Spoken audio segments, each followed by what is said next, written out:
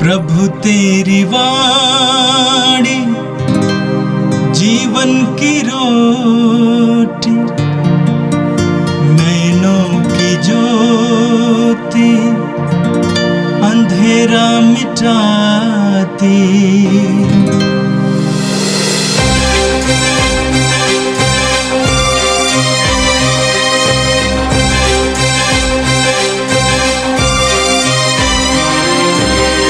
प्रभु तेरी वाणी जीवन की रोटी, नैनों की ज्योति अंधेरा मिटाती।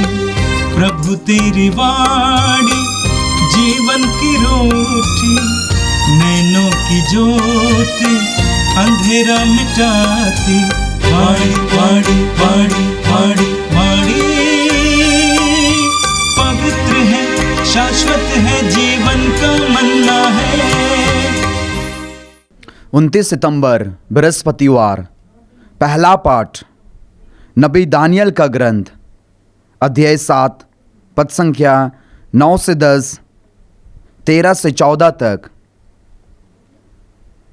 मैं देख ही रहा था कि सिंहासन रख दिए गए और एक वयोवृद्ध व्यक्ति बैठ गया।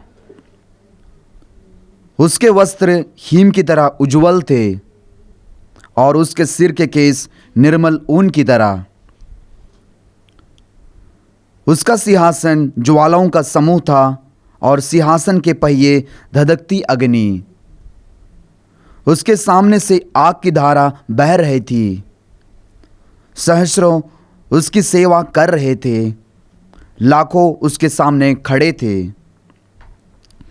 न्याय की कार्यवाही प्रारंभ हो रही थी और पुस्तकें खोल दी गई थी। मैं रात का दृश्य देख रहा था और देखो, आकाश के बादलों पर मानव पुत्र जैसा कोई आया। वह वयोवृद्ध के यहाँ पहुंचा और उसके सामने लाया गया। उसे प्रभुत्व, सम्मान तथा राजत्व दिया गया। सभी देश, राष्ट्र और भिन्न भिन्न भाषा भाषी उसकी सेवा करेंगे। उसका प्रभुत्व अनंत है, वह सदा ही बना रहेगा। उसके राज्य का कभी विनाश नहीं होगा। यह प्रभु की वाणी है। संत जोगन के अनुसार पवित्र सुसमाचार, अध्याय 1, पद संख्या 46 से 51 तक। यीशु ने नतानियल को अपने पास आते देखा और उसके विषय में कहा, देखो, ये एक सच्चा इस्राएली है, इसमें कोई कपट नहीं है। नतानियल ने उनसे कहा, आप मुझे कैसे जानते हैं? यीशु ने उत्तर दिया, फिलिप द्वारा तुम्हारे बुलाए जाने के पहले ही मैंने तुमको अंजीर के पेड़ के नीचे देखा। नतानियल ने उनसे कहा, गुरुवर, आप ईश्वर के पुत्र हैं, आप इस्राएल के राजा हैं। यीशु ने उत्तर दिया, मैंने तुमसे कहा, मैंने तुम्हें अंजीर के पेड़ के नीचे देखा, इसलिए तुम विश्वास करते हो। तुम इससे भी महान चमत्कार देखोगे। यीशु ने उससे ये भी कहा, मैं तुमसे कह देता हूँ, तुम स्वर्ग को खुला हुआ और ईश्वर के दूतों को मानव पुत्र के ऊपर उतरते चढ़ते हुए देखोगे। यह प्रभु का दिव्य सुसमाचार है। क्रिस्त प्रभु की जय।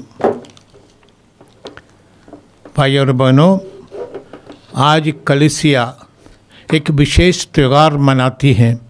संत मिकाएल, गब्रिएल और राफाएल स्वर्गदूतों का ये नाम है और इनके आदर में आज कलीसिया त्यौहार मनाती है। स्वर्गदूतों के बारे में जगूदी मान्यताओं को विरासत में कलीसिया को मिला है, लेकिन इसमें ज़्यादा जोर नहीं दिया गया। कलीसिया दो दिन स्वर्गदूतों का त्यौहार मनाते हैं। आज संत मिखाएल, गब्रिएल और राफेल का त्यौहार, और अक्टूबर 2 तारीख को हम गार्डियन एंजल्स का त्यौहार मनाते हैं, जो हमारे संरक्षक के रूप में दिया गया स्वर्गदूत उनके आधार में त्यौहार मनाया जाता है। स्वर्गदूतों की 2-3 प्रकार के श्रेणियाँ हम लोग देते हैं। एक तो है महादूत, स्वर्गदूत महादूत, जैसे माइकल, मिखाएल, गब्रिएल, राफेल है।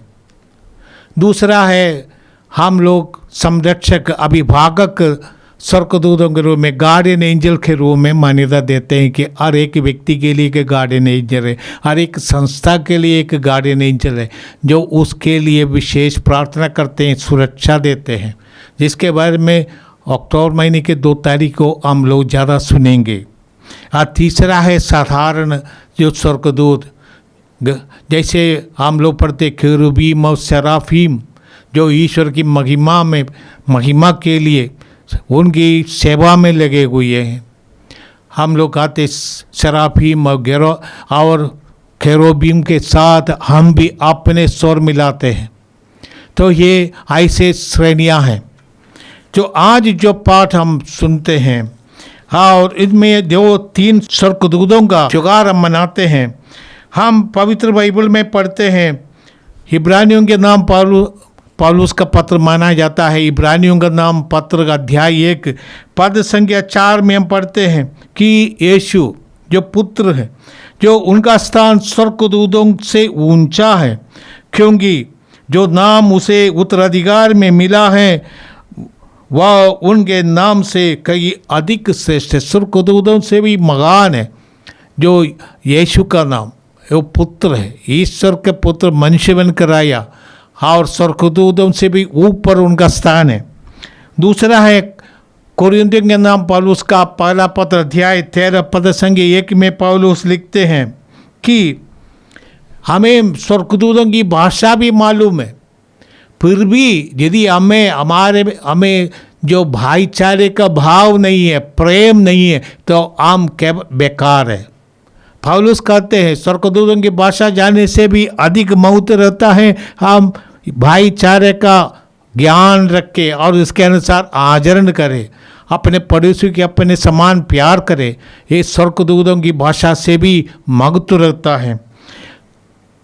संत पेतरुस का पहला पत्र अध्याय 1 पद संख्या 12 में पौलुस कहते हैं कि स्वर्गदूत भी जो यीशु के बारे में जो जानकारी हमें प्राप्त है, विश्वासियों के प्राप्त है, जो वरदान हमें प्राप्त है, और स्वर्गदूत भी हमसे ईर्ष्या करते हैं। उनको ये पूरा जानकारी के लिए वो उत्सुक है।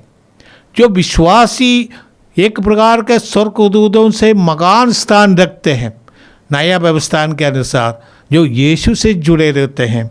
और इस कारण हम जानते हैं कि आज के तीनों जो संत का त्यौहार हम मनाते हैं, ये एक इसीलिए मनाते हैं कि ये एक प्रकार से हम कहते हैं ईश्वर से हमारा रिश्ता घनिष्ठ है। ईश्वर हमसे घनिष्ठ रिश्ता रखते हैं, हमारे जीवन में, हमारे मुक्ति कार्य में और हमारी सुरक्षा में ईश्वर विशेष ध्यान रखते हैं।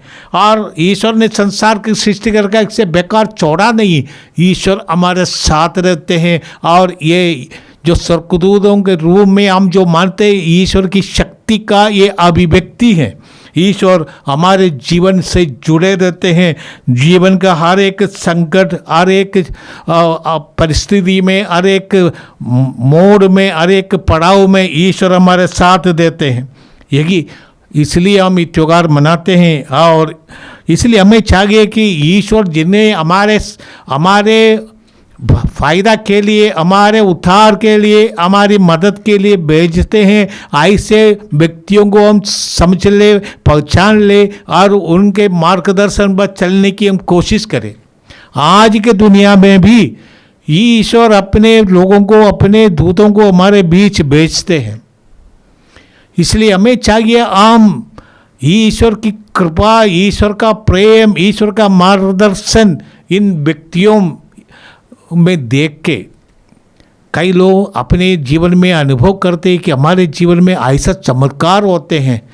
जब हम मुसीबत में कोई आ जाते हैं मदद करने के लिए, ईश्वर की प्रेरणा से हमें ये मदद मिलती है। आज जो जिन 3 संतों का त्यौहार मनाते हैं, हम संत मिकाएल, संत गब्रियल, संत राफाएल, ये उपाधि ये स्वर्गदूतों को इसलिए देते हैं कि वो ईश्वर से जुड़े हैं। संत का अर्थ है कि जो ईश्वर से जुड़े व्यक्ति हैं, ईश्वर के लिए सेवा के लिए समर्पित है।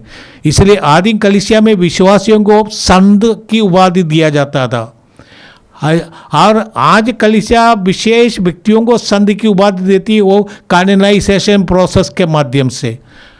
परंतु मिकाएल और गब्रियल इत्यादि लोगों का कोई कैनोनाइजेशन नहीं था।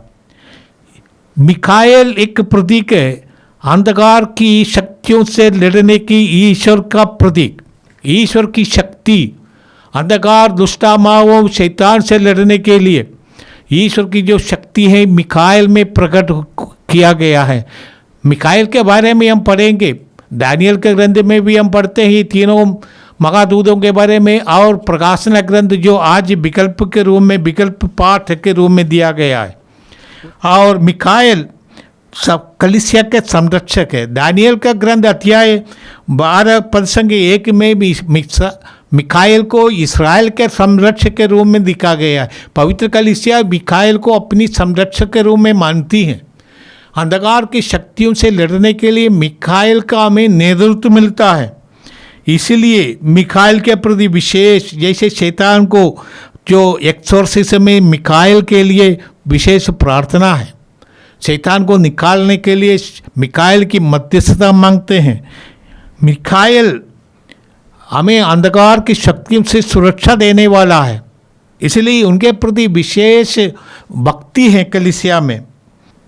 मिकाएल ईश्वर का वो शक्ति का प्रकटन है और शक्ति की अभिव्यक्ति है जो अंधकार को दूर करेंगे, बुराई को दूर करेंगे।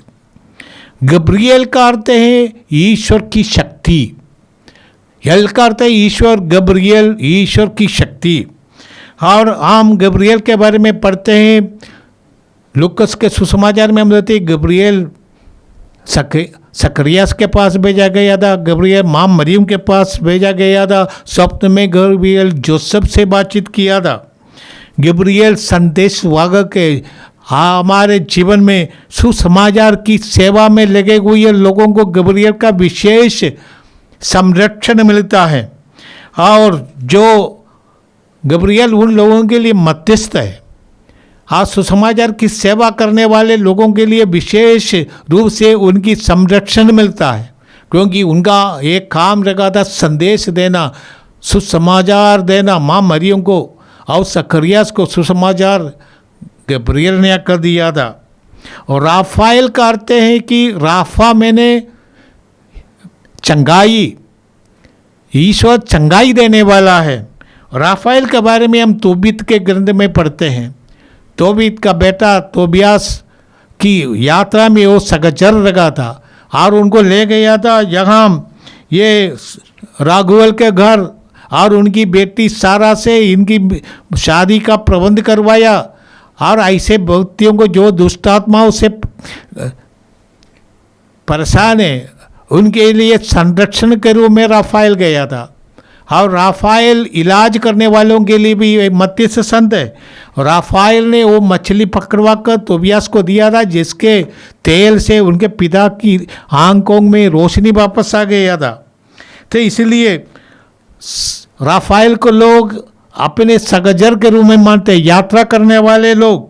और जो लोग प्रवासी हैं, जो लोग अपने देश से निष्कासित है, ऐसे लोग भी इस संत का, इस स्वर्गदूत की संरक्षण और सुरक्षा प्राप्त करते हैं, उनसे विशेष भक्ति करके।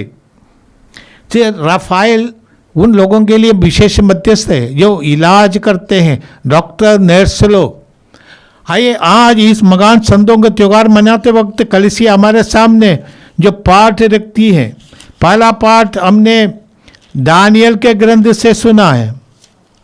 इससे आज के पाठ के दूसरा भाग में हम देखते हैं मानव पुत्र बादलों में आने वाला, जिसका विवरण इस ग्रंथ में हमें मिलते हैं और हम लोग उसको यीशु के बारे में विवरण के रूप में समझते हैं। यीशु ने ही स्वयं कहा था कि जो अंतिम न्याय के दृष्टांत मत्ती के सुसमाचार अध्याय 25 में हम पढ़ते हैं, पद संख्या 31 में प्रभु कहते हैं, जब मानव पुत्र सब स्वर्गदूतों के साथ अपनी महिमा सहित आएगा तो वह अपने महिमामय सिंहासन पर विराजमान रहेगा। तो अंतिम न्याय के समय मानव पुत्र जैसे जिसका विवरण दानियल का आज के प्रथम पाठ में हमने सुना है, यीशु अपने बारे में समझते हैं। यीशु ने यही बात महायाजक से भी कहा था, जैसे मत्ती का सुसमाचार अध्याय 26 पद संख्या 64 में हम पढ़ते हैं, भविष्य में आप मानव पुत्र को सर्वशक्तिमान ईश्वर के दाहिने बैठा हुआ और आकाश के बादलों पर आता हुआ देखेंगे। तो ये दानियल का जो दृश्य है, यीशु अपने ही बारे में समझते हैं, कलीसिया भी यही समझते हैं, जो मानव पुत्र बादलों में आएगा अंतिम दिन, और यीशु है। आज के वैकल्पिक जो दूसरा पाठ हमारे सामने रखा है वो प्रकाशना ग्रंथ से है, जिसमें हम मिखाएल के बारे में पढ़ते हैं। मिखाएल ईश्वर की सेना का प्रमुख है, सेनापति है।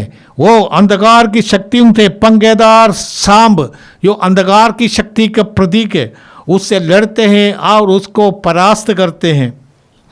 हम बढ़ते हैं, अभी हमारे ईश्वर की विजयी सामर्थ्य तथा राजत्व और उसकी महिमा का अधिकार प्रकट हुआ है। जो ईश्वर के लिए लड़ने वाला वो स्वर्गदूत मिखाएल के रूप में प्रस्तुत है, और हम जानते हैं कि मिखाएल हमारे साथ देने वाला है। आज के सुसमाचार में हम देखते हैं, ये योहन के अनुसार सुसमाचार, उसमें नतानिएल के बारे में हमने सुना। फिलिप जो पहले योहन बपतिस्ता का शिष्य था, ये फिलिप जाकर यीशु के साथ रह गए थे। जब योहन बपतिस्ता ने कहा, देखो ईश्वर का मेमना जो संसार का पाप आर लेते हैं, तो योहन का दो शिष्य आंद्रू और फिलिप यीशु से जाकर पूछा, गुरुवर आप कहाँ रहते हैं? यीशु ने उनसे कहा, आओ देख लो। और वे लोग गए थे यीशु के पास और एक दिन यीशु के साथ रखा था। इसके बाद आकर अपने मित्रों को बताते हैं, हमने मसीह को देखा है, पाया है। फिलिप ने आकर अपने दोस्त नतानिएल से कहा कि हमने मसीह को पाया है। वो कौन है? तब फिलिप ने कहा, नासरी, यीशु नासरी। तब नतानिएल ने कहा, नासरत से क्या कुछ विशेष कुछ आएगा? What can come from नासरत? ऐसे कहकर वो यीशु को देखने के लिए फिलिप के साथ आ रहे थे। तो उनको आते आते यीशु ने उनसे कहा, देखिए ये कपट रहित मनुष्य हैं। प्रभु ने उनसे कहा, देखो ये सच्चा इस्राएली है, इसमें कोई कपट नहीं है। इसको देखकर, इसको सुनकर नतानिएल अचंभे में पड़ गया। उसने कहा, आप मुझे कैसे जानते हैं? यीशु ने कहा, तुमको मैंने अंजीर के पेड़ के नीचे देखा था। फिलिप से मिलने के पहले तुम अंजीर के पेड़ के नीचे थे, मैंने तुमको देखा था। शायद कोई रहस्यमय बात होगा। और नतानिएल समझ गए ये व्यक्ति साधारण मनुष्य नहीं, उनको वो अदृश्य को भी देखने वाला है। यहूदी के लिए अंजीर का पेड़ ईश्वर की शांति की एक प्रतीक है। मुक्तिदाता जब आएंगे शांति प्रदान करेंगे। नतानिएल के लिए प्रशंसा की भी बात रहेगा। यीशु ने उनकी प्रशंसा की, ये सच्चा और कपट रहित व्यक्ति है। और नतानिएल से यीशु ने कहा, तुमने अंजीर के पेड़ के नीचे देखा है। ये सुनकर नतानिएल अपना विश्वास प्रकट करते हैं। नतानिएल ने कहा, गुरुवर आप ईश्वर के पुत्र हैं, आप इस्राएल का राजा हैं।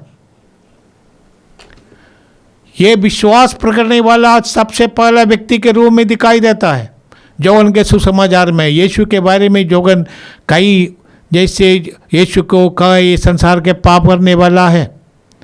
हाँ, इसी संदर्भ में ईश्वर का नाद शब्द जो उनका सुसमाचार अध्याय 1 पद जो यीशु के बारे में हमें कई विवरण मिलते हैं, उसमें ये सबका मुकुट के रूप में जोगन प्रस्तुत करते हैं। ये विश्वास प्रकट करते हुए नतानिएल ने कहा कि आप ईश्वर का पुत्र हैं, आप मसीह हैं, आप ईश्वर का, इस्राएल का राजा है।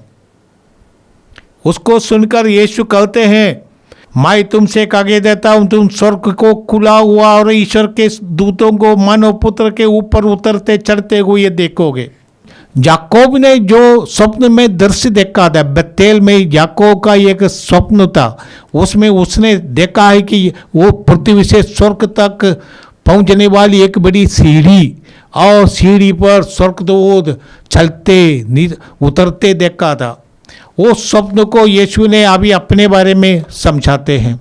इसका अर्थ यही है कि जो सीढ़ी याकूब ने स्वप्न में देखा वो यीशु है।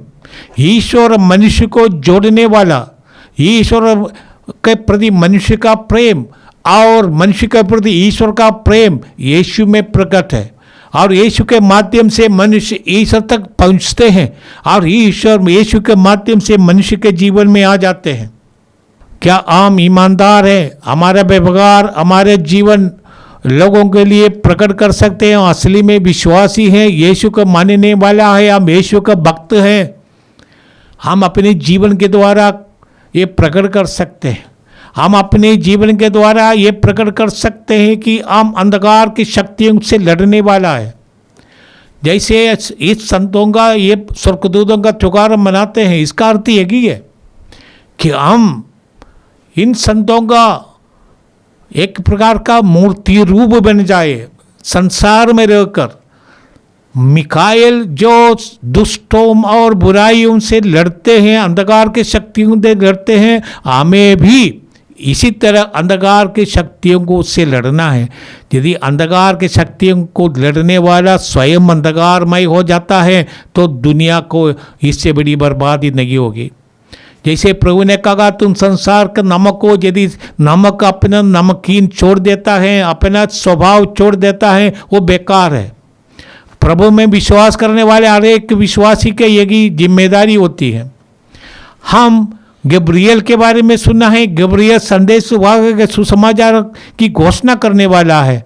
माँ मरियम को ईश्वर का संदेश दिया था कि तुम ईश्वर का पुत्र को गर्भ में धारण करेगी, और ये संदेश जैसे सक्रियस को संदेश या शुभ संदेश देना हमारा भी जिम्मेदारी होती है। हम शुभ संदेश बने दूसरों के लिए, हमारी सेवा के द्वारा, केवल बोलने से नहीं। हमारे पड़ोसी ये समझ ले कि ये व्यक्ति प्रभु का भक्त है, ये सुसमाचार का जीवन जीते हैं। राफाएल जो साथी रखा था, ये यात्रा करने वाले के साथी, हाँ, और जो जीवन में संघर्ष करने वाले ऐसे राघवेल रखा था, उनके जीव परिवार में इतनी बड़ी समस्या थी। उनकी बेटी की शादी होते उसी रात को ही ये उनका वर मर जाता था। ऐसी समस्या को निपटाने के लिए राफाएल भेजे गए थे ईश्वर के द्वारा। तो हमें भी इन संतों का जब त्योहार मनाते हैं उसके अनुसार हम अपने जीवन के द्वारा इन संतों की विशेषता को प्रकट करें। आइए हम प्रार्थना करें। हे प्रभु, हम आज के दिन तेने विशेष धन्यवाद देते हैं मगा दूतों के इस पर्व के अवसर पर। हे पिता, हम तुझे धन्यवाद देते हैं, तेरी स्तुति करते हैं। स्वर्गदूत मानव जाति की भलाई के लिए ईश्वर का प्रेम एवं परिपालन की अभिव्यक्ति है। ये ईश्वर की शक्ति का प्रकटन है। हमारे कल्याण के लिए ईश्वर का हस्तक्षेप है।